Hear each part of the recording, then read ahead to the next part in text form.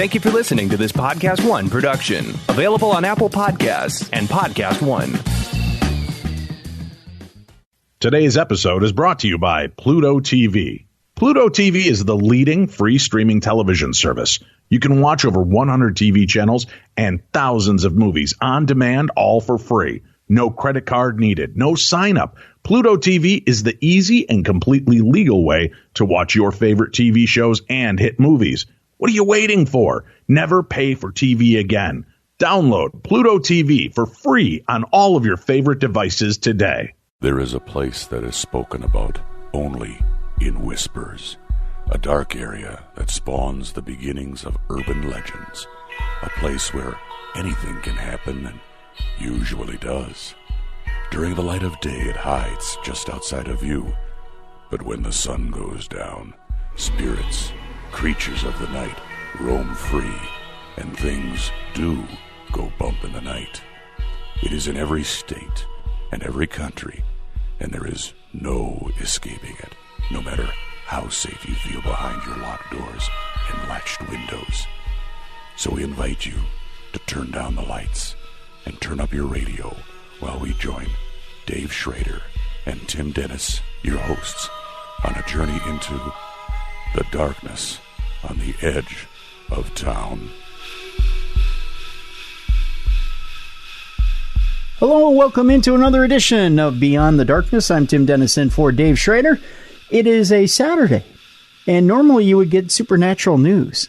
But it's Memorial Day weekend, and you're probably starting your summer by tying your kids to the radiator, or I don't know. You're probably having Child Protective Services called on you if you're tying your kids to the radiator, or you're probably on your way to a cabin, or you're probably I don't know, you're doing family things, or maybe you're going to Las Vegas because it is AEW Double or Nothing weekend. I almost screwed that up. Or you're hanging out with our friend Chris Jericho. It's his matches tonight, so congrats to AEW for their inaugural weekend. We got to say what's up to AEW. We've got an exciting weekend of shows as for Memorial Day weekend. We're doing some remembering ourselves. So we have two great shows in store for you this weekend. Today's show, as I hit my microphone, today's show has to do with Dr. Jeffrey Meldrum. And we are going to be analyzing Bigfoot and talking about whether Bigfoot is a real thing or not, and the case for Bigfoot, and how you can tell if Bigfoot is indeed a real creature or not. So what I've done is I actually have quite the cool little gift I got from a friend of ours, Amanda Lamb Hoffman. So what up, Amanda? She's over in Madison, Wisconsin. And Dave has one of these too, but I haven't had a chance to give it to him yet because he's been on the road for so long. But here, this is actually kind of cool. You can look this up. It's called the Archie McPhee Emergency Bigfoot. I think it's like a call is what it is. It's battery operated. You have a howl. That's the howl. You have a snort. Yeah, you got a roar. And you got a groan. Ooh, that just sounds like a bowel movement that didn't happen. Yeah, poor Bigfoot. So I'm going to celebrate with my emergency Bigfoot call here. And by the way, on the back of the package here, it says, this is not a toy. So I bet you they think it's real. And there's a big box, too, that says not a toy. But I'm playing with it like it's a toy. So I'm going to be armed with this thing for the entire show.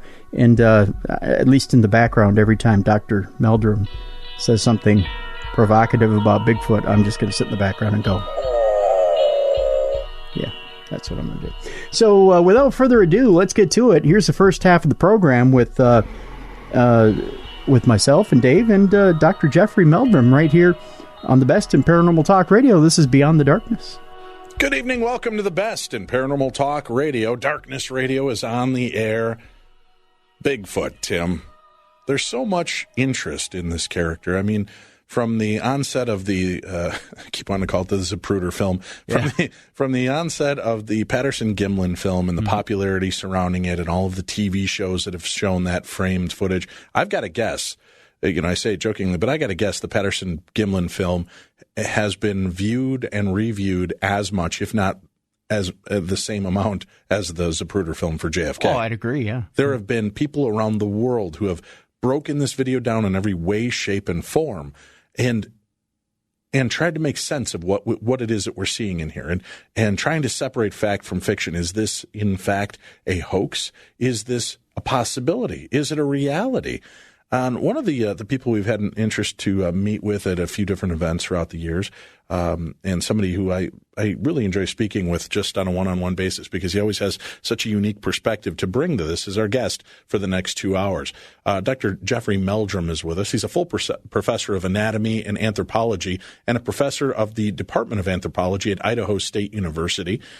Certainly one of the things, when you look up Bigfoot, one of the people that you will find involved in the research, study, and understanding is Dr. Meldrum.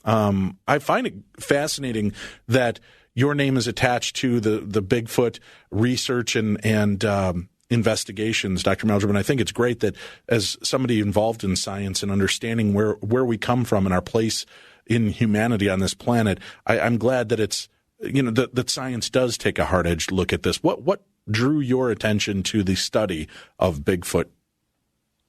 Well, it was a number of things. I grew up in the Pacific Northwest, and so I was exposed to some of the stories, and as you mentioned, the Patterson-Gimlin film played a significant role. I was about 11 years old when Roger Patterson came through Spokane, Washington, where I lived at that time, and showed his documentary that showcased that 60 seconds of film, and already being interested in primates and cavemen and everything, prehistoric and mysterious.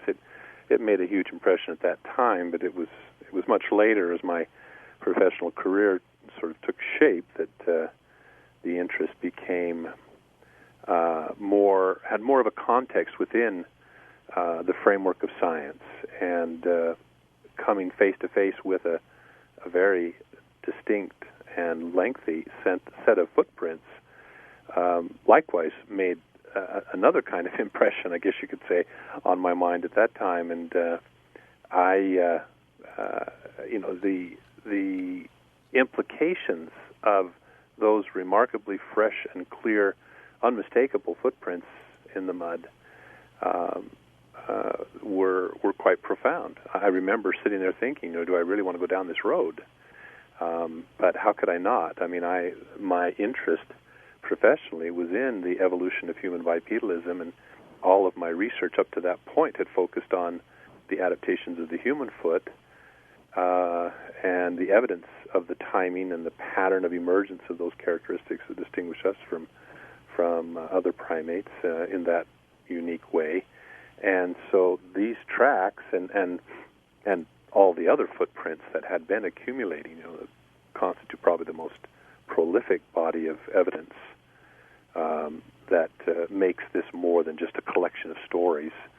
That has a real significant role to play, which unfortunately many of my colleagues, because of the nature of the phenomenon of the question, have refused to engage in an objective and inquisitive way. Although that's changing, I see a lot more behind the scenes than your many in your audience. Those whose exposure to Bigfoot in large measure is limited to documentaries and reality TV shows. There's a lot more going on behind the scenes. A lot of conversations, a lot of interest, especially in the upcoming generation. Sometimes it takes a whole turnover of an entire generation before an idea can catch a hold and get some traction, and that's beginning to take place. There is science that looks at our place and where we come from, and we have it seems to me, a limited understanding. We say that, we evolved from this, we moved to here. Then we hear things like missing links. There's gaps where it doesn't seem to make sense of how evolution jumped from one place to another. And that's what we, as a lot of the lay people, understand. As somebody who actually has an understanding of anthropology, are there truly missing links? Are there really gaps? Or How do we understand that? Well, certainly. The term missing link, in fact, came from, it's kind of an archaic term, and it sometimes is misleading. It, back in the time in pre-evolutionary thought, as biologists were beginning, and many of these were clerics. Often it was the clergy who had the time to pursue, and the patronage, to pursue the study of natural history, and they sought to reveal the order of God's creation, and they saw this as a great, what they call a great chain of being. But it was clear that we didn't, that civilization didn't have a full understanding of that creation, and so there were links that were missing from this great chain of being. Particularly, for example, there must be something to fill that tremendous void that existed, that would seem very obvious, between humans and the rest of nature. And remember, at that time, in Western Europe, or Western Europe, there were, the types of wildlife, the types of animals that your average person encountered or into contact with were barnyard animals, farm animals. And so there seemed to be a tremendous void. Any knowledge of man-like primates was just beginning to be realized, and even in the 18th century. And so those were the missing links. Now, obviously, today we have in science we have an evolutionary perspective, a notion of the origin of species and descent with modification from pre-existing species. And much of what we understand about that comes from the fossil record. And we recognize that the fossil record is very, very spotty. Now, this is something that in human evolution has really just taken a little bit of a different turn, just in the course of my career. When I was a graduate student, there was a notion called the single species hypothesis that was just kind of starting to crumble. The foundation upon which that rested, as in terms of human evolution, was beginning to succumb to new ideas. But the notion was simply, anthropologists had borrowed a principle from ecology called the competitive exclusion principle. That was simply noting that no two species could occupy a single niche. One would do it better than another, and drive the other to extinction. This had been demonstrated with microorganisms. Mm-hmm. Gauss had used paramecium and shown, you could grow two colonies of paramecium in the same medium. They were happy campers there, and they grew quite well. But you put them together in that same medium, and very rapidly one of the species would become extinct. The other would prevail. So anthropologists thought, well, okay, the hominid niche is so unique, so particular, that there could be only one. And so the evolution of humanity and from our ancestry was seen as kind of a single line, with one species being succeeded by another, and then subsequently by another. This single species hypothesis. Well, the ink was just barely dry on the papers that were promoting that notion when it was discovered that there were multiple species coexisting in East Africa. Richard Leakey showed that there were Homo erectus and Homo habilis and even robust Australopithecines living side by side. And now we know that in many sites there are, as many as 6 or 8 species of hominid. With each passing year, new discoveries keep adding additional species to this bush instead of a single tree trunk. And so there were many species contemporaneous. And then the flip side to that coin is that we've also been discovering many species that have persisted until much more recently than had ever been appreciated. There was just a jaw found off the coast of Taiwan just last year that was dredged up by a fisherman, and it's a Homo erectus.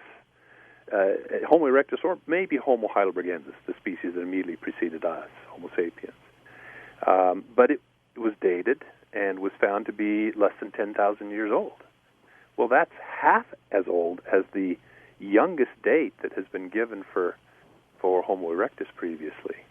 There's a species of a specimen of Homo heidelbergensis found north of Beijing that dates between 10 and 20,000 years. There's a recently described Neanderthal site that was less than 10,000 years. So, you only have to go back 10 or 15, 20,000 years into Asia, and you might encounter any one of a half a dozen different species that were living side by side with humans. So why would the present be any different than the past? I mean, why do we assume, in the face of so much evidence to the contrary, that we are the only ones, the only hominins now surviving? And there have been many books written with that very title. There's one by Chris Stringer, a paleoanthropologist at the British Museum of Natural History, called Lone Survivors. And it's looking at this notion, and that has been the prevailing idea.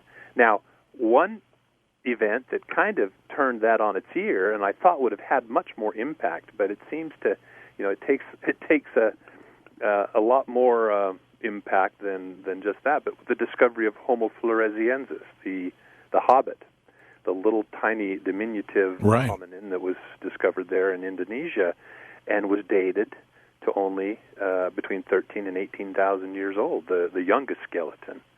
And even Chris Stringer is quoted as saying, when I first heard the stories of the discovery of Homo floresiensis, I immediately thought of the possible parallels to the orang pendek.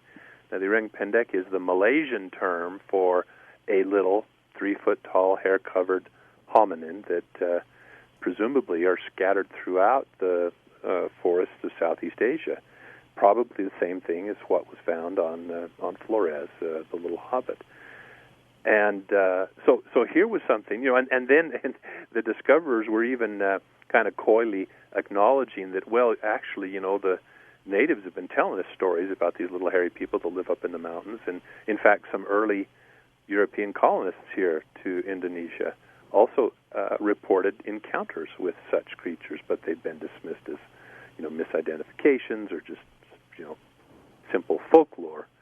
Now, maybe the possibility of a relic Australopithecine, which is the most likely candidate, either Australopithecine or early Homo habilis, living up until just, the present, or at the very least, demonstrably, 10 to 20,000 years ago, is a very real possibility.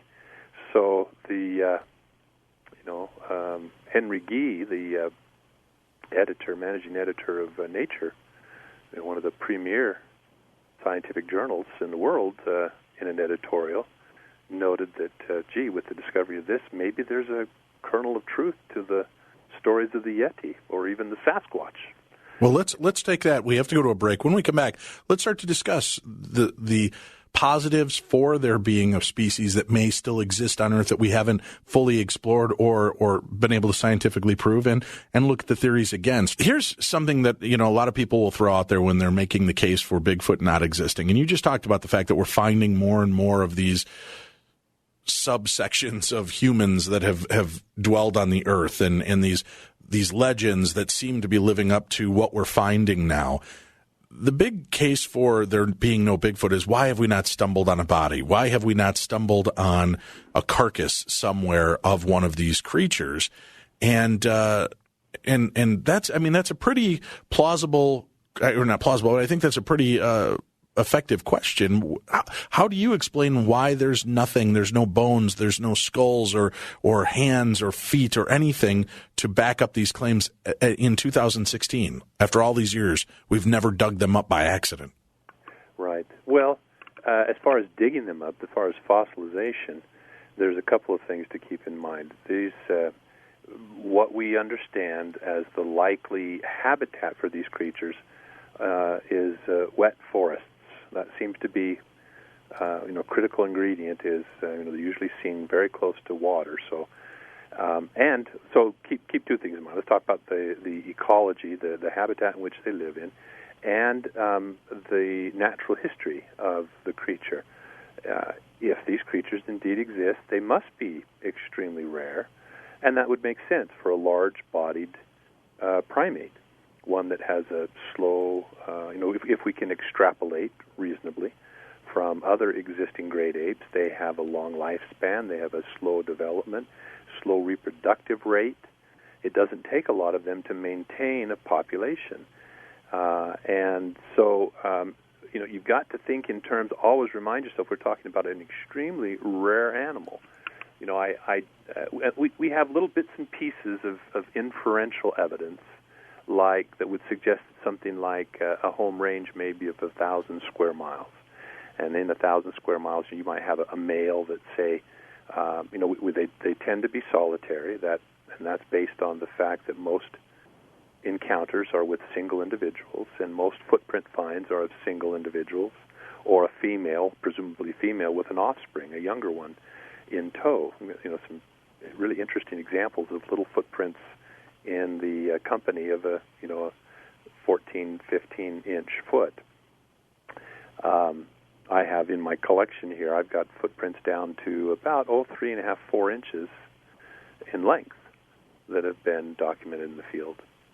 And so, if you went through a little exercise, say you combine those two types of factors, and you looked at the state of Idaho. I've got a map here on the wall here I'm looking at right now, and if I looked at that and I first just considered the areas that have 16 to 18 inches of precipitation a year or more, enough to support some good wet forests. And then I imagine, subdividing that up into, 1,000 square mile plots, I would come up with, depending on the topography and the forest cover and so forth, about 10, 12 of those, reasonably, that are isolated enough from, human traffic and so forth, human settlements and whatnot. And so if you imagine there's maybe, in each of those plots there's a male and maybe a couple of females that share that territory, maybe an offspring or two, so 4 or 5, let's just say 5 for easier math, 5 times 12, there may be only 60 Sasquatch in all of the state of Idaho. And yet we know that there's probably, 20 to 30,000 black bear.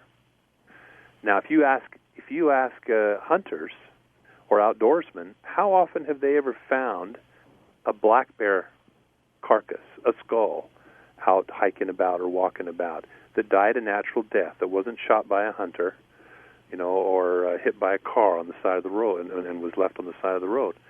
And, Dr. Krantz, my predecessor, used to do that every opportunity. I usually don't do it as religiously, just occasionally ask that question of my audiences, but he used to do it quite religiously. And in all the years he was asking that, not once did he have someone who had found a bear remain like that. So if that's the case for bears, then why would we expect to stumble on a carcass? If you've got 70 in the entire state, 60 or 70 in the entire state of Idaho, of those 70, how many of those 70 are in their golden years, are close to death? Because these animals would have no natural predators. They're going to die a natural death or an accident or disease. There's potential as well. But well, that's assuming that there are no natural predators. Lions, bears, poisonous snakes, I would guess a bite from a poisonous snake would have the same effect on a Sasquatch as it would on a bear or other animals, right? Well, sure. No, that's true. So you're going to have those opportunities, and if they're walking around barefoot in those areas, there's probably a higher risk and potential for them to be bitten, especially living in cave environments and walking through the wilderness. So you would automatically assume that might be the case. Well, that's true. Those are variables that would have to be taken into account as well. But still, the rarity is one of the factors. And then the other thing to bear in mind is that when an animal dies of whatever cause, then it's very quickly rendered down by the scavengers and decomposers and so forth. And what skeletal remains are exposed, aren't chewed up by the pack rats and porcupines and rodents. If they're exposed to the elements of a wet coniferous forest, particularly ones here in the Pacific Northwest that are also associated with volcanic soils, those factors lead to a very acidic environment where bones just do not survive very long if they're exposed to those elements. A case in point is if you look at Gigantopithecus. Here's this giant ape, probably fairly rare as well, given its size and all. But yet we know from what scant fossils we have, and that consists for the biggest species, Gigantopithecus blacki, a species that had a duration of probably 1.5 million years. We have 2 jaws and about 1,000 isolated teeth. And the only reason we have those fossils is because porcupines carried the bones into caves, into limestone caves, and where they gnawed upon them down to leaving the very thick enameled crowns and the thickest parts of a few jaws, where they would be fossilized and later found by people harvesting the minerals there for fertilizer and whatnot. So, there's a species, a giant ape, that we recognize as having existed based on the fossils that exist, and yet all we have to show for 1.5 million years of that species existing are just a handful of bones that we only have because of those 2 factors, limestone caves and the action of porcupines, the collecting and assemblage by porcupines. We have to take a break. We'll come back and continue on this vein and thoughts. But what about the case for Native American tribes, referring to these creatures that is spread out throughout the entire United States, not just in the wet forestry areas? We find fossilized remains of Native Americans. We find fossilized remains of cavemen. Why would we not eventually find or stumble upon the carcasses, or I'm sorry, not carcasses, but the fossilized remains of Bigfoot in these drier areas, which would be more conducive? We'll talk about that possibility and so much more. Stay tuned. This is Darkness Radio. Hey, folks, I want to talk to you about something real quick here, and that's about your credit card debt. The average interest rate on credit card debt is over 19% APR. Have you looked at your interest rate lately on your credit card? You don't need to be a financial expert to know that consolidating your debt into a low fixed rate can save you thousands in interest. So pay off your high-interest credit cards with a credit card consolidation loan from Lightstream. You can get a rate as low as 5.95% APR with AutoPay, much lower than the national average interest rate on credit card debt. You can get a loan from $5,000 to $100,000 with absolutely no fees. The application is 100% online, which is nice and convenient, and you can even get your money as soon as the day that you apply. Lightstream believes that when you have good credit, you deserve a low rate and great service. Right now, we have a special offer just for our listeners, and you can apply today at lightstream.com/darkness and get an additional interest rate discount. That's lightstream.com/darkness for an additional discount. lightstream.com/darkness. One more time, lightstream.com/darkness and get an additional interest rate discount when you apply. Subject to credit approval, rate includes 0.50% autopay discount. Terms and conditions apply, and offers are subject to change without notice. Visit lightstream.com/darkness for more information. Good evening. Welcome back to the show. Dr. Jeffrey Meldrum, our guest this evening, as we try to demystify the legend of Bigfoot and look at the different stories and the case for and against this giant creature. Like I had mentioned before the break, there's many different Native American cultures around the United States that have talked about this, as some will refer to the wild man or the hairy man species. And in some cases, they say that they exist and they just stay away from them. But those seem to coincide with other versions of Native American culture throughout the United States, not just in the wet, moist, foresty regions, but in the dry, arid regions as well. What do you make of claims from the Native American tribes that seem to have seen this, but yet we find no burial grounds, no burial mounds, no bones, nothing? Right. Well, one of the things, let me just qualify this conversation again. I don't mean to sound authoritative or too assertive in what I'm saying, because we are just drawing inferences and trying to place it within a reasonable context. Many Native Americans have been quite mobile and have moved from place to place, and so traditions and knowledge or accounts that they have may not pertain to things that they are experiencing in the present. And then there is a difference in quality to the types of stories that different Native American groups have depending upon the region of the continent that they're living in. Kathy Strain is an anthropologist, archaeologist with the U.S. Forest Service who's written a fantastic book summarizing many of these accounts and has kind of made that sort of distinction. But and so that's one aspect, and of course, people obviously are capable of surviving in areas that much more diverse types of areas than some species might be able to. I'm sure these animals are very generalized, and it is, I think, misleading when, as you see on some TV documentaries and so forth, you see it stated that they are encountered in every single state in the Union, and that, I think that needs to be qualified, that statement. There may be reports from every state in the Union, but I've not seen good evidence in the forms, corroborative evidence, that is, to claims of Bigfoot encounters from every state in the Union. The most credible claims seem to emanate from places where there is an ecological basis for such a creature to exist. They're remarkably coincident with the distribution of black bear. So remarkably coincident that, in fact, some skeptics have simply pointed out, well, there's your answer.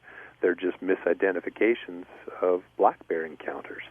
And I'm sure that there are those types of misidentifications that do take place. I mean, people get enthusiastic. They see what they expect to see, and a flash of dark fur in the foliage may be interpreted as Sasquatch, unjustifiably. But so that, if you look at the distribution of black bear across North America, they are, of course, in the Pacific Northwest and the Intermountain West, and they are across the Great Lakes area and down through the Appalachia into the deep south and kind of button hook back up into the Four Corners area. And black bears, as large omnivores, are pretty versatile and generalized in their diets sufficiently that they can exploit some more marginal habitats. I think Sasquatch are the same way, and while as I pointed out, wet forests are probably their prime habitat, they may not be the exclusive ones. So, do you believe, Dr. Meldrum, that a species does coexist with us, that there truly is a Sasquatch, Bigfoot, Yeti, whatever you want to refer to them as, that they do currently exist? I'm convinced of that, yes. I kind of shy from the term belief because it's such a loaded term in this field. The skeptics, the ideological skeptics, use that label, true believer, as a derogatory moniker, and belief in many people's minds connotes a position of faith, that is, the acceptance of something in the absence of evidence, or at least in the absence of conclusive proof. And while I'm not advocating that anyone accept the existence, I'm simply presenting the evidence. But that evidence has convinced me that, yes, there are these things. And I think not just the Sasquatch, but as we pointed out, we started off talking about the orang pendek, and as it's known by many other names, the Ndutu, the Ibugogo, and so forth. There's the Yeti you mentioned, which sometimes is used in a very generic sense, but traditionally or originally referred to a form in the Himalayan region, which seems to be more ape-like even than the Sasquatch or the orang pendek. And then you've got the stories of the Almas in Russia, which some have suggested might represent relic Neanderthals. Or now we can add to that group of closely related species the Denisovans and perhaps even other types of pre-sapiens hominin, like Homo heidelbergensis. There's a form up in far eastern Siberia, which, as a youngster, when I first read those accounts, I kind of just dismissed that. There must be some sort of native. They're described as often wearing coats of skins and having spears, but extremely primitive. I mean, literally Paleolithic in their behaviors. And maybe those are heidelbergensis, Homo heidelbergensis, for all we know.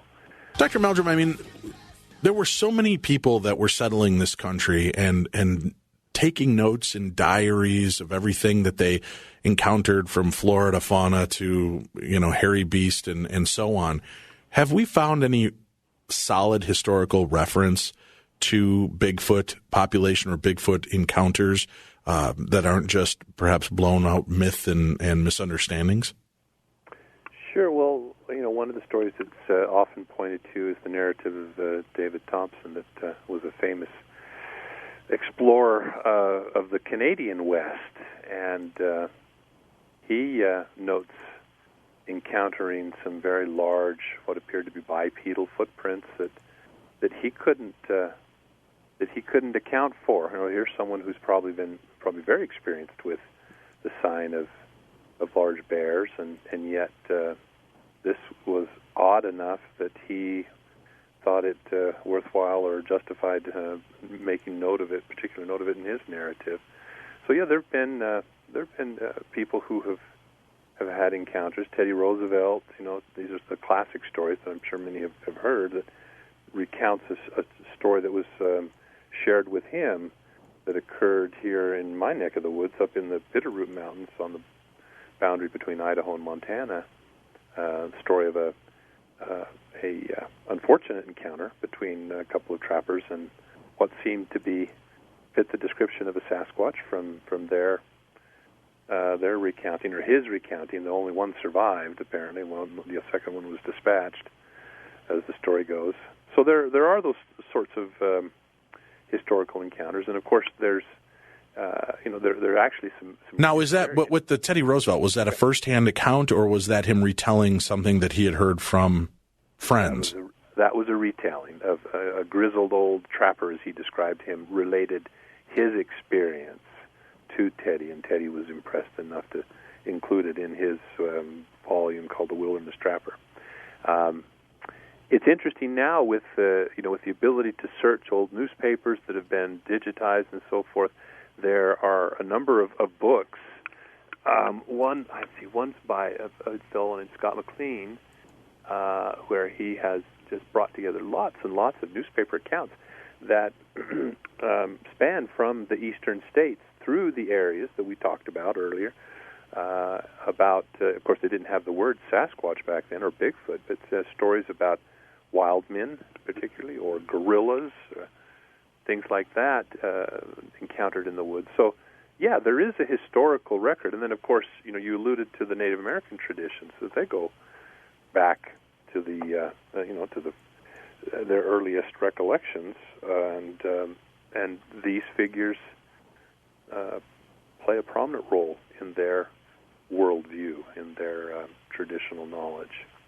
In fact, the wild man figure, I'm working on a second book here, and I was here in the office today looking up some references to the medieval European traditions of wild men.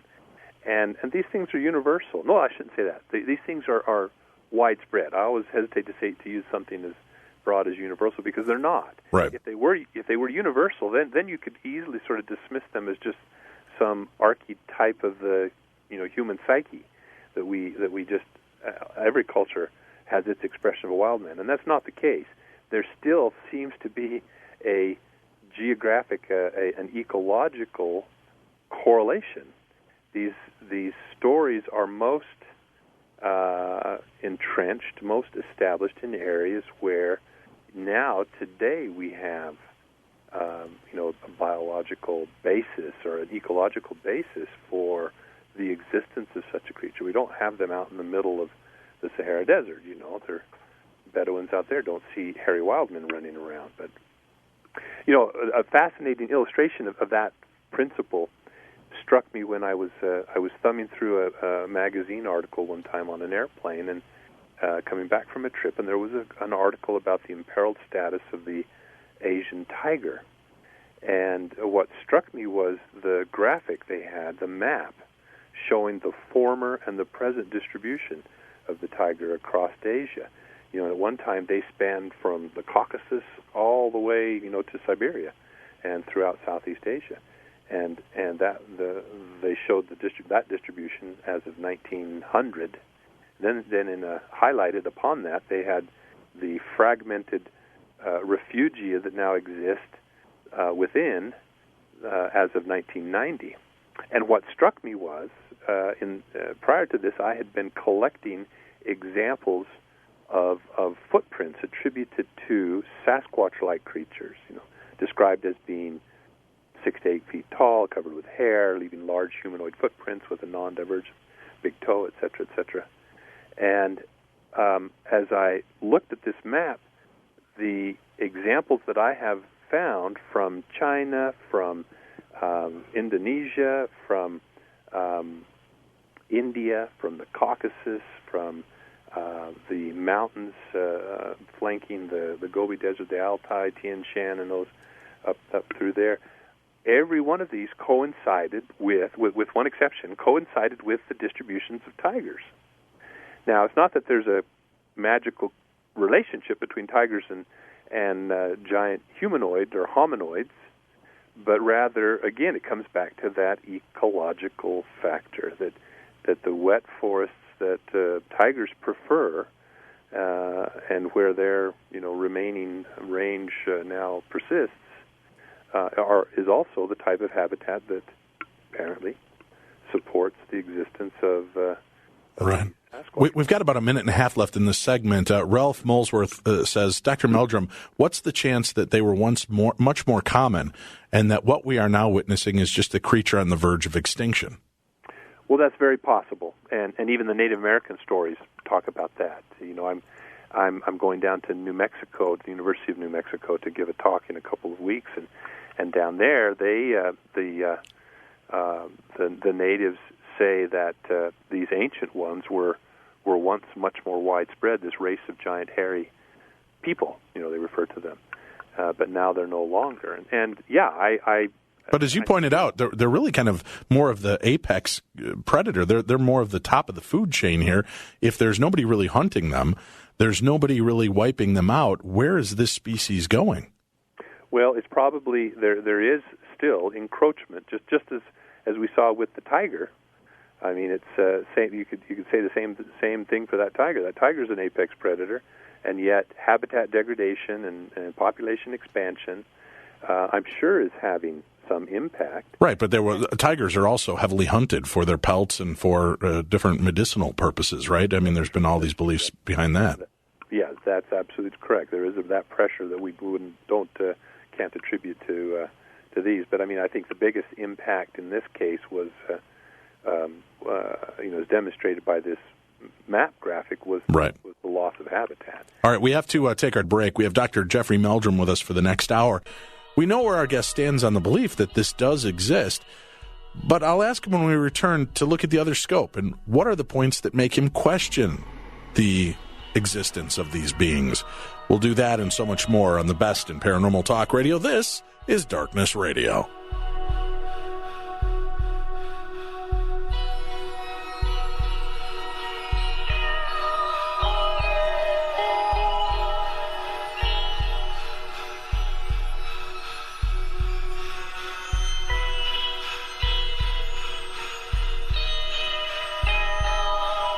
If you like our show, you're going to love Rob Has a Podcast on Podcast One.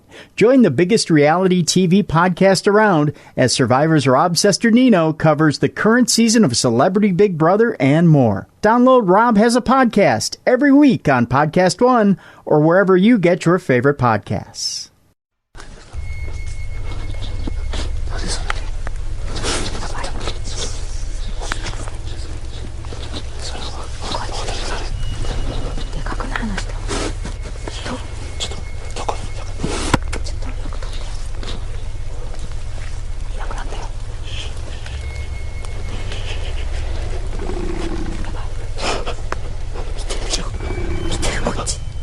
Beyond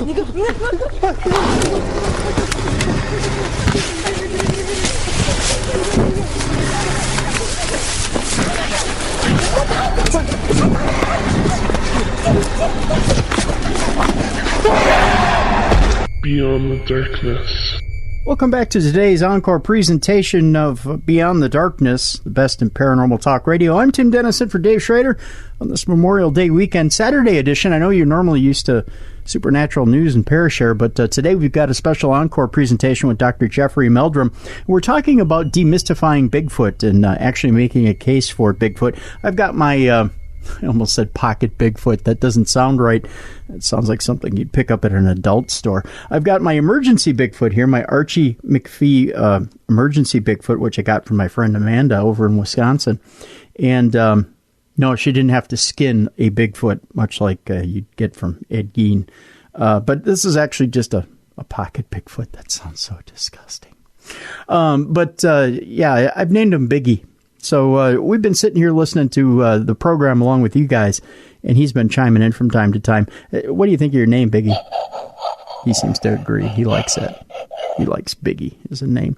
But we've been listening along with you, and we get into the second part of the program here, and it takes a turn for the better here as we start to really get into the theory behind Bigfoot and why Dr. Meldrum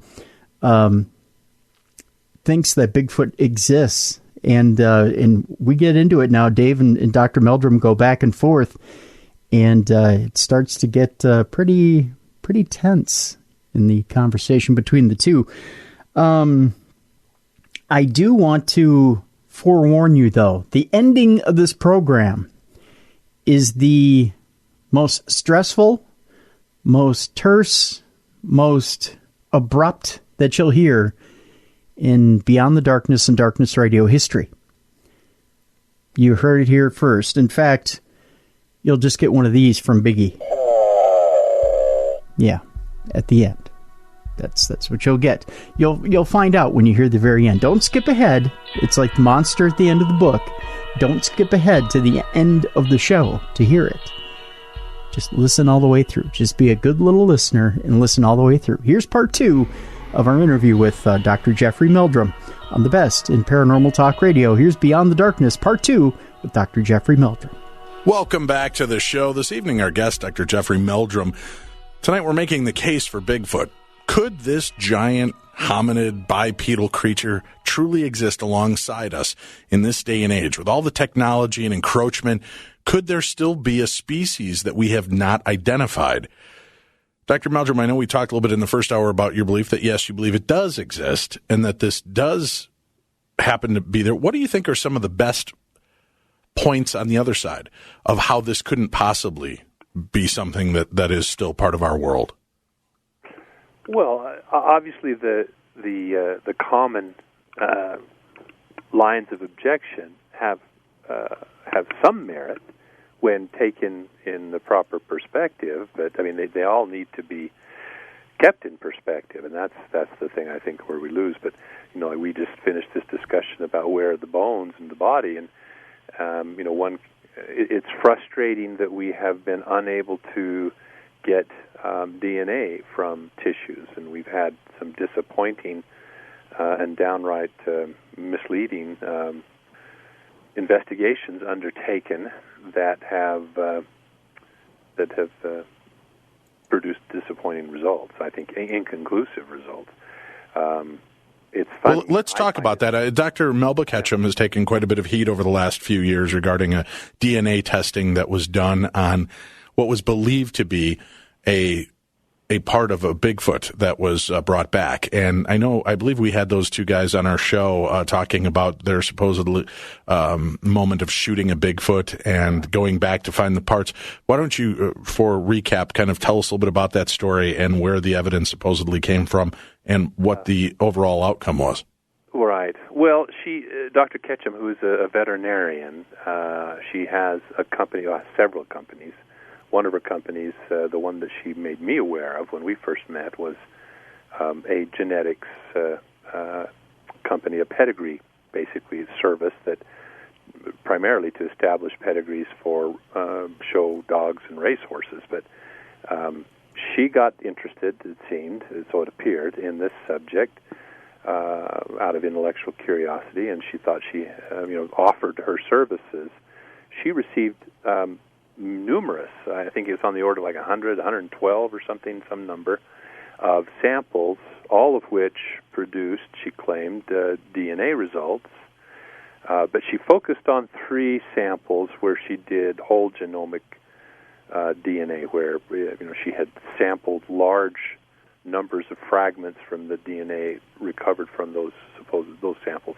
And one of those, which figured centrally in her study, was from this kill site of Justin Schmea in the Sierras of California. And I had some first-hand involvement with that incident, not the initial claim, but a colleague of mine became quite intrigued with Justin's story, and his enthusiasm was contagious, and he convinced me to, invited me, I should say, didn't take any convincing, given his enthusiasm. He invited me to come and the following spring. So the story went, Justin, they were out actually poaching bear, as I understand it, and they encountered what he claimed was an adult Sasquatch and shot it against in spite of the protests of his companion, who was afraid that maybe they were shooting a monster movie on this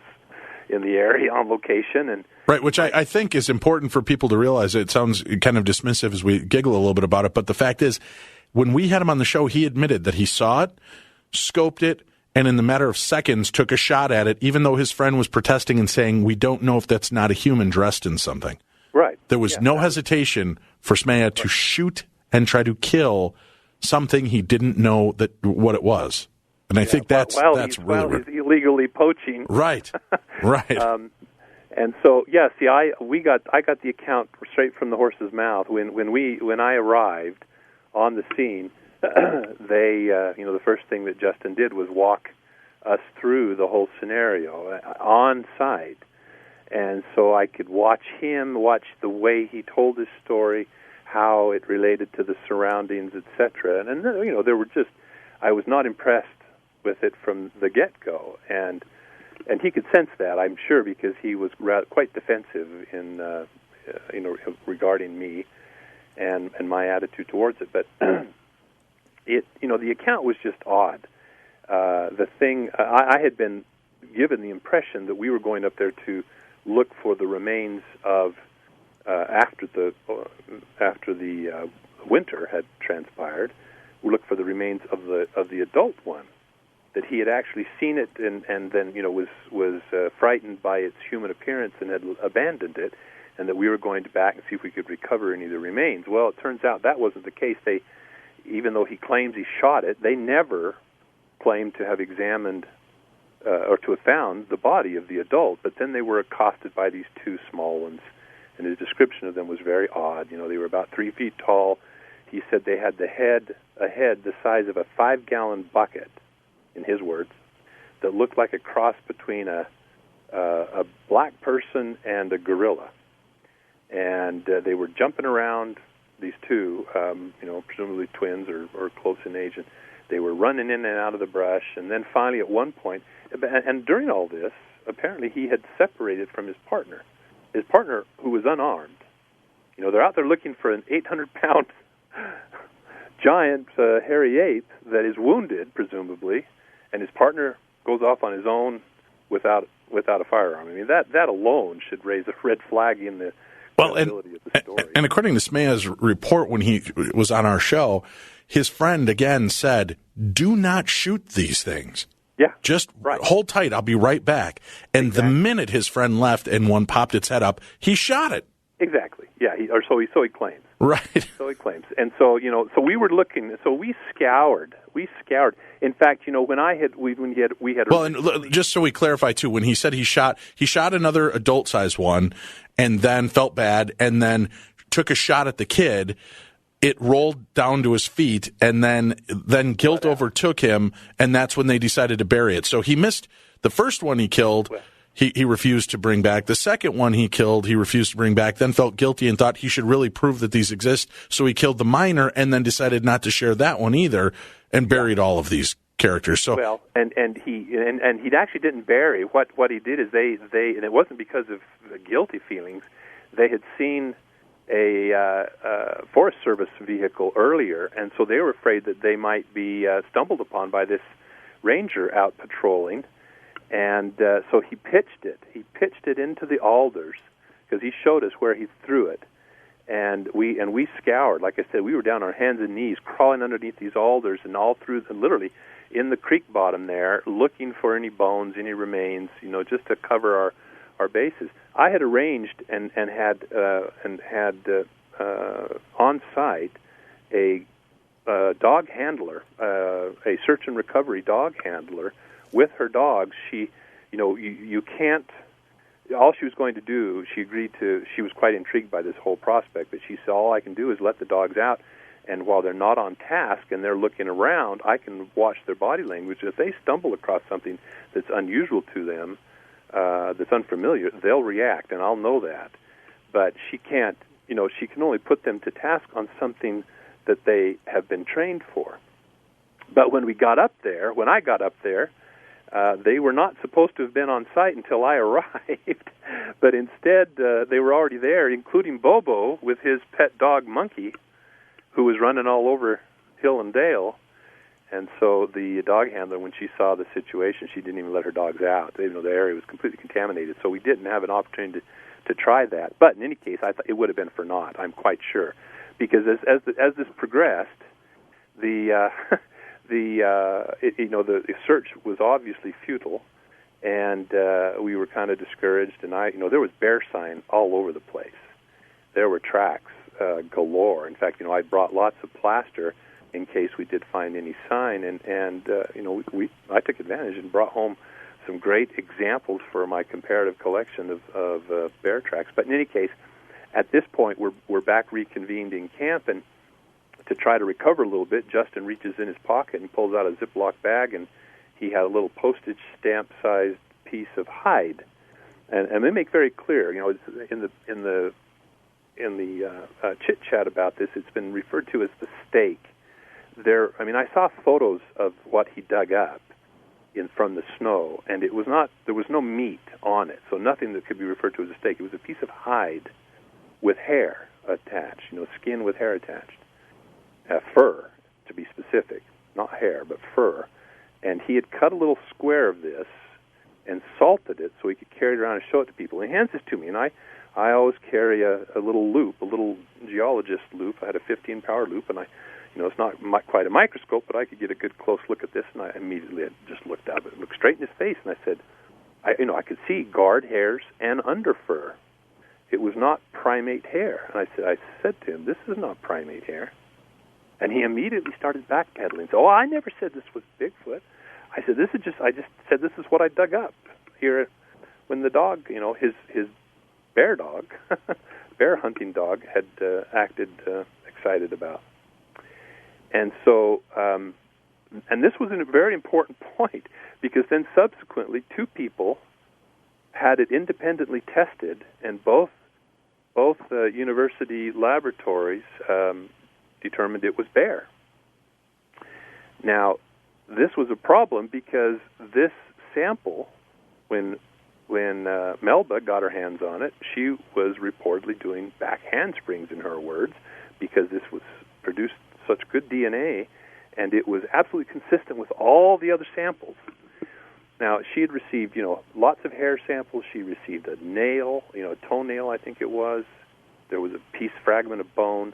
And supposedly all of these were producing DNA. And I thought, well, how is this? I've looked at lots of hair, and I've had hair tested. People have sent me samples. In fact, when Dr. Sykes was getting samples, I offered to screen some samples for him. I didn't want him to waste his time and money, on just whatever, because people go out and pick up hair, not realizing that hair is extremely durable and persists out there in the environment for a long, long, long time. So even if you have a legitimate encounter, Just because you walk over to that tree it was standing behind and find a piece of hair doesn't mean that it came from what you saw. It could have been there for years. But in any case, when I got samples sent to me, 4 out of 5 of them could immediately be eliminated because they could be identified as from common forms of wildlife, just misidentified. They're guard hairs, they're, of a canid, of deer or elk or whatever. And so how is it that every single sample that Melba got produced Sasquatch DNA? And even the sample of bear hair and hide that she got produced Sasquatch DNA. So, honestly, as far as I'm concerned, there just is no credibility to any of the claims that Melba Dr. Ketchum has made. I have yet to see anything. I mean, we could talk all night about the whole chain of events, the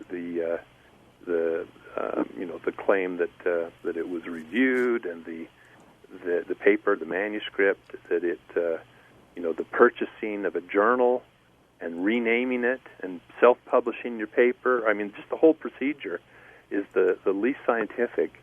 There have been a number of and have you read her papers and research on this? Oh, yeah. Yeah, I mean, one of the funny things, this is one of the things that just made me laugh, was she published a dendrogram, a graph, a branching tree that showed various samples, and lo and behold, the unknown falls right next to a Galago crassicadensis, I think is what the species was, but that's a prosimian, a bush baby. And she and then I saw where she talked on a during an interview. She made the comment that yes, they were surprised at the proximity of this sample to the affinity of the sample to this prosimian. But then she said we discovered that at one time there was a 450-pound lemur on the island of Madagascar. Well, what in the world does that mean? So, her scenario is that she's got this hybrid that was spawned by a cross between a pre-sapiens hominin of some kind and a Homo sapiens female dating back to about 15,000 years is her scenario. Now, all of a sudden, it could be a European female, pre-European, I guess, but from the European continent, female crossing with a 450-pound giant lemur from Madagascar. I mean, how did this coupling take place and produce an entire species of a sustained species? I mean, it's just it borders on ludicrous. It's just how can you take anything else? And I think it's important for people to realize too. Dr. Meldrum wants proof. He wants to believe that Bigfoot exists. He wants there to be definitive proof so that his research and life's work is recognized as well. Yeah, absolutely. So yeah, it's I would be her biggest fan club if and this was always funny because of course then if there's any criticism I'm derided as being jealous. See, I feel like I've been scooped, like she's taken the limelight away from me. And that's the farthest thing. Anyone, if you just stop and think about it, just as you said, I would, my 20 years of effort would be justified. And I'd be in a much better position to continue doing the kind of field research. I mean, once we recognize that such a creature exists, the work really starts because we still have to study and find. It's not going to become suddenly any easier. There isn't going to be a Jane Goodall moment where you can go and sit on a hillside. Not that I don't mean to diminish the accomplishment that Jane Goodall did, but her subjects were social, were gregarious, were loud, were confined to one small little reserve by comparison to the vastness of the Pacific Northwest, the western United States and Canada. That's not going to. We're not going to have a situation like that. There isn't going to be a Jane Goodall or a Diane Fossey who goes out and communes with these solitary, far-ranging creatures. largely nocturnal in their behaviors, it seems, or potentially largely nocturnal.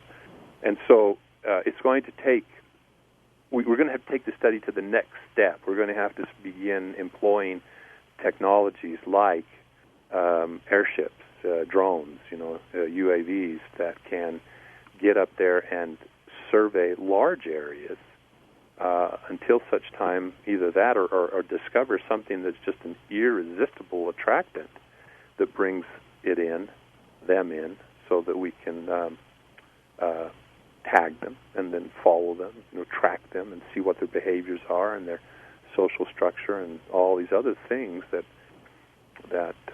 are necessary to understand their ecology and behaviors. No real evidence in a DNA or hair fibers, scat, bone, nothing that we can, without a shadow of a doubt, say proves that Bigfoot exists. Well, no. If you qualify it with that criteria, no. But we do have hair, for example. Dr. Henner Fehrenbach kind of led the charge. He's now retired, and I've tried to kind of pick up, at least on the basis of the hair morphology. I've done molecular sequencing in the past in primate studies, but not to the extent that I'm up on all the latest techniques and generating sequence is one aspect. Interpreting the sequence is a whole other thing, and that's been one of the large criticisms of Melba's project as well, is she's not interpreted what data she has garnered, if indeed she has, and I believe that there have been some legitimate sequences, but they just are not anything pointing to a hybrid species that she has interpreted it as. But we have hair samples that defy attribution to any other known form of wildlife that are essentially primate. The only other possibility is that they're misidentified hair, but we've been unable to get DNA from these because one of the characteristics that distinguishes these from most human hair is the lack of a cellular medulla. Now, in some individuals, that occurs as well. It's not a mysterious, occurrence. It's just that it's in the lack of a cellular medulla, that central core. All you have then is the keratin shaft, this extracellular matrix of protein that doesn't have a lot of DNA. It doesn't have nuclei and mitochondria that harbor the DNA. And so most hair samples that don't have an active follicle, the active root, there isn't a whole lot of DNA in there, and it's really a challenge to get any DNA material. So far, we have not been successful in getting DNA. See, that was another red flag, is Melba claimed that she had a hair specialist. She never would identify him, and there never was a paper, the promised paper, that was describing the hair.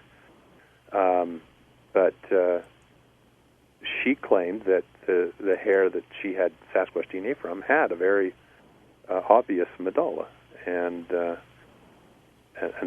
doesn't seem to be the case. None of the samples that I've seen that weren't easily attributed to other wildlife had a cellular medulla. So we do have some physical evidence, but it's not, as you say, it's not conclusive proof. In this day and age, you've got to have DNA.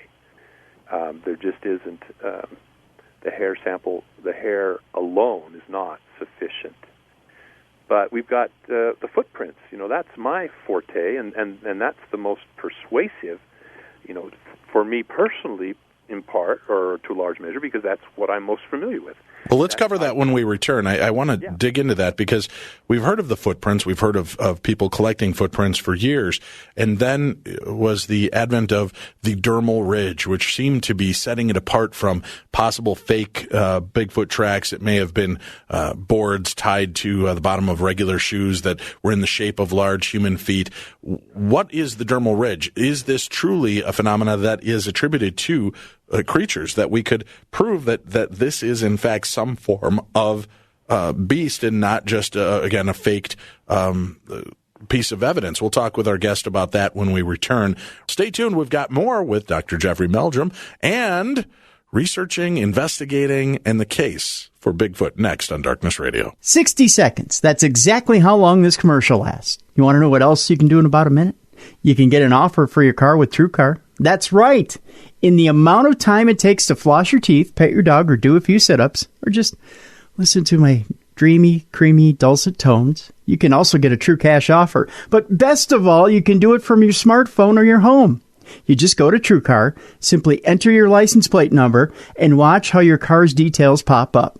Just answer a few questions, and you'll get an accurate true cash offer from a local TrueCar certified dealer. It's that easy. After that, you can bring in your car, and they'll check it out with you together. You can ask questions and get all the answers you need so there's no surprises. Then, just simply leave with your check or trade in your car for a new ride. So when you're ready to experience a better way to sell or trade in your car, check out TrueCar today. Welcome back to the show. Little beast of burden, Dr. Jeffrey Meldrum, our guest this evening, as we talk about making the case for Bigfoot. We've talked about some of the flaws, the fly in the ointment, if you will. No DNA, no real proof. But one of the things that's been prevalent through all of these investigations are the footprints. So many different footprints, so many different locations. And let's talk about footprints and the dermal ridge, Dr. Meldrum. What is a dermal ridge, and does that actually play a part in differentiating between a fake footprint and a real footprint? Only a very small part. Okay. And that is because the preservation of dermal ridges is very rare. I have 250-plus casts now in my laboratory collection, and of those, there's only about half a dozen that show discernible ridge detail, and that's simply because the conditions have to be very particular in order to transfer the ridge pattern from the foot to the substrate. That means the substrate has to be of fine enough particulate matter and the right consistency, and then it has to survive until discovered. And these can be very transient. Gravity and wind and weather will flatten those out and obliterate those fine details very quickly, in a matter of hours, actually, if the weather is not cooperative. And then the person preserving the footprint has to be careful enough to either consolidate that track, particularly if it's in fine dust, for example, or make sure that the mix is just the right consistency, that it will pick up and not obliterate that fine detail and transfer it to the plaster cast.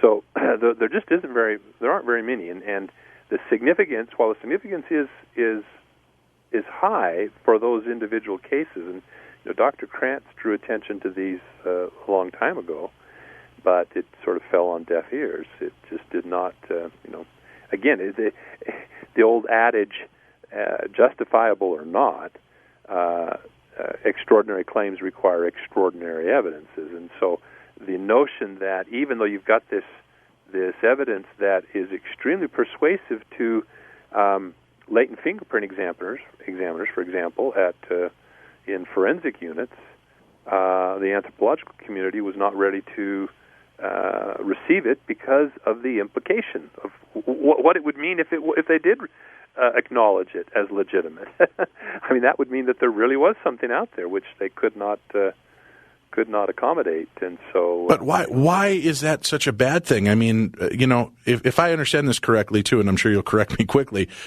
the great apes were kind of a myth, not even 120 years ago. Oh, exactly. And that was kind of there's no way that these things could exist, but they did, and there's proof of it, and it's only been about 120 years, I think it is. Exactly, and if you look at the narratives of the history of the discovery and unfolding of an understanding of the gorilla, for example, and just substitute the word Sasquatch for gorilla, they ring remarkably familiar. We're going through that same process, I think. Dr. John Bindernagel has written a great book called The Discovery of Sasquatch. And his thesis is that Sasquatch has been discovered, it just has not been recognized. And he shows how science is going through the same process that it struggled with to acknowledge the existence of the gorilla, for example. But why is there such a reluctance to look at these things? I mean, all of breakthroughs happen when you look outside the box, when you're willing to accept the fact that what we know may not be reality. Why would anybody at this point, when we're realizing that places like Papua New Guinea is this enriched land of flora, fauna, and creatures that we thought extinct or that never existed, we're finding proof that they still exist right here on our planet. Why would we be putting the rest of this aside? Well, science has always been very conservative, and that serves it well to a point. But when that conservatism is so dictated by prevailing paradigms, like this single-species hypothesis, that was finally overturned. But the idea of what I refer to as relic hominoids, of persistent lineages of this bushy hominoid tree, both human ancestors and our close relatives, the great apes. That idea is just starting to get some traction. I mean, recently, New Scientist magazine, which is a popular British popular science magazine, had a story, a cover story entitled "The 10 Top Questions Puzzling Researchers of Human Evolution Today." And one of those questions was, are other hominins alive today? So the notion is at least getting some attention and some discussion. As I said, the discovery of Homo floresiensis has put kind of a different spin on the possibility. I mean, suddenly people are talking about, first it was just assumed that this was an evolved, adapted Homo erectus. They tried to fit it into where they would anticipate, what was out there, what was known to be out there already. But then, I was asked to review the paper, the original Nature paper that described these remains. I reviewed that paper for another journal, and I kind of went out on a limb there, and I said, these limb bones look more like Australopithecines. They look much more pongid, more ancient than what we'd expect for a Homo erectus. And now that's the accepted dogma now, that they are most likely relic Australopithecines or very early Homo habilis. And the boundary there, the transition from Australopithecine to Homo habilis or Homo rudolfensis, these small, very early Homo is pretty gray. But the point is to think that 10 years ago anyone would consider that there could be a relic population of late Australopithecine, early Homo, as recently as 13,000 years ago in Southeast Asia, they would have laughed you out of the room. But I was at the physical anthropology meetings, and that's exactly what the commentator was saying from the podium. And I'm, this is like 2 years after I said in my review that, hey, this skeleton, these things aren't Homo erectus; these are something else. So, you can't argue really for Homo when you've got a brain that's the size of a chimpanzee, even when you're 3 feet tall. It just doesn't make a lot of sense. But anyway, we now know that Australopithecines even were capable of making simple stone tools. Stone tool record and cutting of flesh from bones now goes back past 3 million years, and so there weren't Homo around at that time, at least not that we know of. But that's the thing. So the part of the problem is, back in 1967, go back to the Patterson-Gimlin film that we started off with, when that was plopped into the laps of these unsuspecting anthropologists who had ignored, most of whom had ignored the stories about Bigfoot as just stories, or of the stories of Sasquatch in Canada. It was actually the Canadian academics who first provided a venue for examining the Patterson-Gimlin film. They didn't know what to make out of it. You know, I find it so amusing, actually, in hindsight, that one of the prominent, actually this was one of the Smithsonian staff, I can't remember which scientist it was, but he said, look at this combination of features. From the waist up, it looks like a gorilla. From the waist down, it looks like a hairy human. It's inconceivable that such a combination, such a mosaic of features would exist in nature. This was in 1967. This was before we knew what the skeleton of an Australopithecine would look like. And what did it look like? Well, from the waist up, it looked like like a chimpanzee.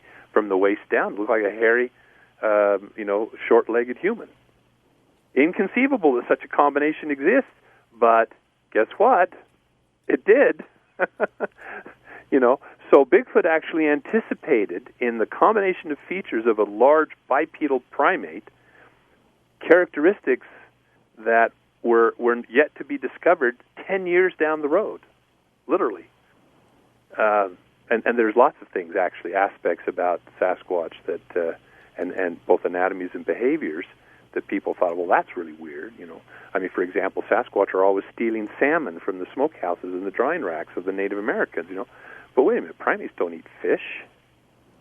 Well, and if that's a truism, and we know that that's what they do, why is there not a camera somewhere watching this?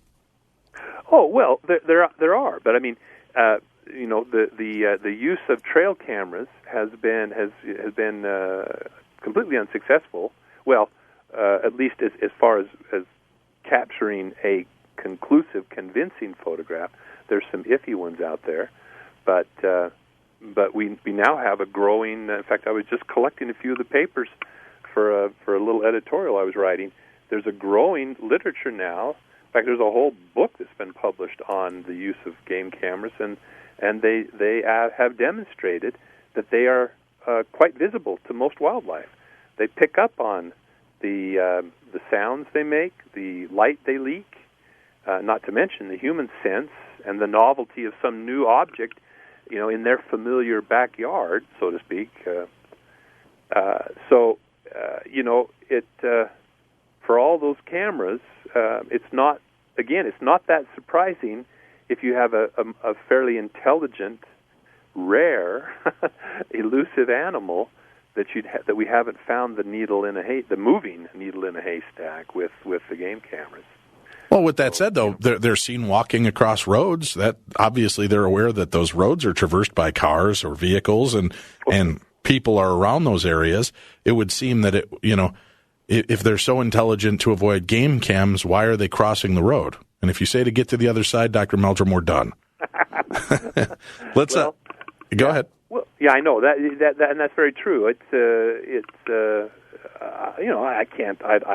can't jump into the head of a Sasquatch. I guess perhaps those headlights aren't seen as much a threat as something that smells like a human that they're unfamiliar with. I don't know, but it is true. Roads and streams. If you want to see a Sasquatch, your best chances are on a road or close to a body of water, a creek or a lake shore.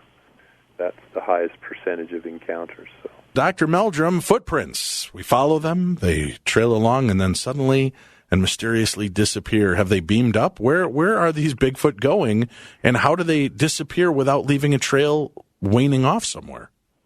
Well, I have repeatedly, not frequently, but repeatedly have had people make such claims that they start and stop, inexplicably, and yet they've never been able to document that. I've never seen anyone show me a clear case, someone, and particularly someone who has any experience tracking. Anybody who goes out and follows a trail, an obvious set of footprints, say of their pet in the backyard, more likely than not will have a point where they can't find the next track. And even professional trackers, struggle with that when tracking people or tracking wildlife, hunters, professional trackers. So, I mean, much too much mystery has been placed on that kind of sort of thing. But there have been photographs where even in snow, they will follow a set of footprints, and then literally it's step, step, step, nothing. There's no stream for them to have crossed over. There's no tree for them to have leapt upon, but they're gone. What do you make of cases like that, or do you think that those are just... The only ones like that I've seen, or such photos as you mentioned, it's obvious that there has been, for example, just drift that obliterates the tracks at a certain point. If there really were these kinds of things, I would be puzzling over them much more than I presently am, because I just have not seen any case of such. That there was one, Joel Harden was a famous Border Patrol tracker who investigated some of the track claims in the Blue Mountains outside of Walla Walla, Washington. Paul Freeman, in particular, the case where he reported an encounter and tracks were at the scene. And he made the comment that was why he thought that they were faked, is because that the footprints could be followed for a distance and then they were gone. Well, given his reputation, it should have been obvious then that if it was a matter of somebody with a pair of crudely carved wooden feet strapped to some hiking boots, that at the point that they decided to stop and had to unstrap or sit down and take off their artificial feet and walk away, that it should have been pretty obvious that was the case. And yet he didn't assert that. He didn't find any sign that there was a human involved. It's just I'm quite sure that the leaf litter or the pine needle litter or the dry ground or whatever. We had one interesting case where an individual had claimed to have been repeatedly finding footprints, and they were interesting because they were human-sized. He wasn't finding big, 13, 14, 15-inch tracks. These were 8 inches and 10 inches, respectively. There was a pair of them that he had cast repeatedly, and sometimes in very remote areas, so he claimed. And we had a case where we actually had a film crew. One of the Monster Quest episodes we were down, it's called Sierra Sasquatch.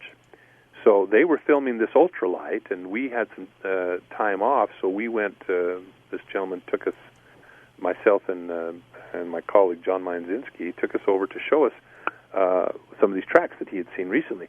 Well, we ended up on a beach next to a little reservoir that was developed, had a parking lot, it had bathrooms and changing rooms, cinder block buildings, and the beach was covered with footprints. And he points out these ones, and sure enough, they were the same feet. We could recognize it was the same 8 and 10-inch individuals. Well, I simply backtracked the one, and it led right back to a boulder. And right there where those tracks stopped, the boulder was approached, and straddling the actual initiation, the footprints were a couple of waffle-printed hiking boot prints. Oh, gotcha. Then I turned to this fellow and I said, "Don't you see are you connecting the dots here?" I said, "How can you continue to think that these are anything other than people out recreating barefoot when you've got this right in front of you?"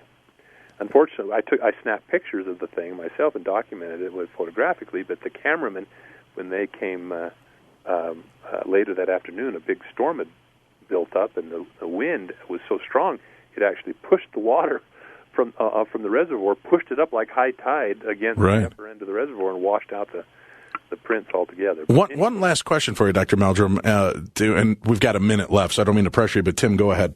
Real quickly, Dr. Meldrum, in the interest of protecting your research, protecting your reputation, we've talked a little bit about TV shows throughout the last couple of hours. There was a show that you were on called Bigfoot Captured, and Dave came up with the topic for it.